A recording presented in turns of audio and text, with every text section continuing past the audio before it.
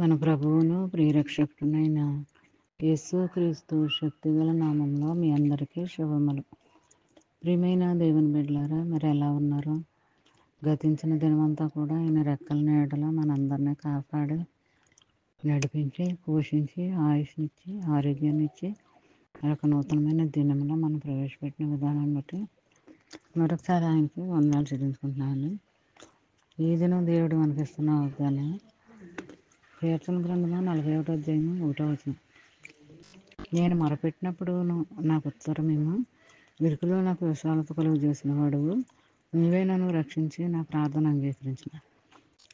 ప్రియమైన దేవుని బిడ్డలారా, ఈ ఆదరణకరమైన వాగ్దానం మనం ఎప్పుడు ప్రార్థన చేసినా నాకు జవాబు నీ ప్రభు అని మనం ప్రార్థన చేయాలి. ఆయన్ని జవాబు వచ్చే వరకు ఆయన్ని మనం శోధించాలన్నమాట.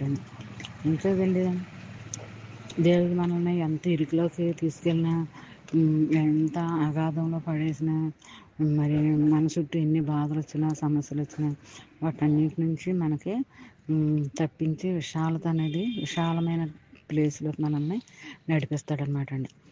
అంతే కదండి, మన ప్రార్థన అంగీకరిస్తాడనమాట. మనల్ని కరుణిస్తాడు, కాపాడుతాడు, కనికరిస్తాడు. ఆయన దీవెన ఆశీర్వాదాలు మనపైన మన బిడ్డలపైన ఎప్పుడు అలా ఉంటాయన్నమాట అండి.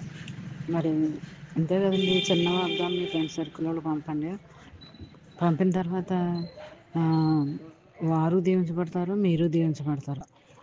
అలాంటి దీవెన ఆశీర్వాదకరమైన వాగ్దానాలు ప్రతి ఒక్కరికి షేర్ చేసుకుంటూ ఉండాలి. అప్పుడే మనము దీవించబడతాము, మన బిడ్డలు దీవించబడతారు. మరి ఈ చిన్న వాగ్దానం మొదటి జాము లేచి మొరపెట్టుకుంటే ఆ దినము రావాల్సిన దీవెన ఆశీర్వాదాలు మన బ్రతుకులో దేవుడు అనుగ్రహిస్తాడనమాట అండి.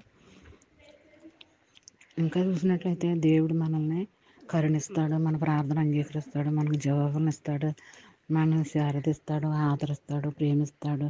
ఇలాగన్నీ కూడా దినవంతం దేవుడు మనకి తోడుగా ఉంటాడనమాట అండి. ఎప్పుడు మనము ఆయనకు ప్రార్థన చేసినప్పుడు, ఆయనకు మొరపెట్టినప్పుడు, మన ప్రార్థనలన్నీ ఆయన సమ్ముఖంలో చేరినప్పుడు ఇవన్నీ కూడా మనము పొందుకుంటాం అన్నమాట అండి. ఈ చిన్న వాగ్దానం నీ జీవితంలో, నా జీవితంలో నెరవేర్పు కలగాలని కోరుకుంటూ గాడ్ బ్లెస్.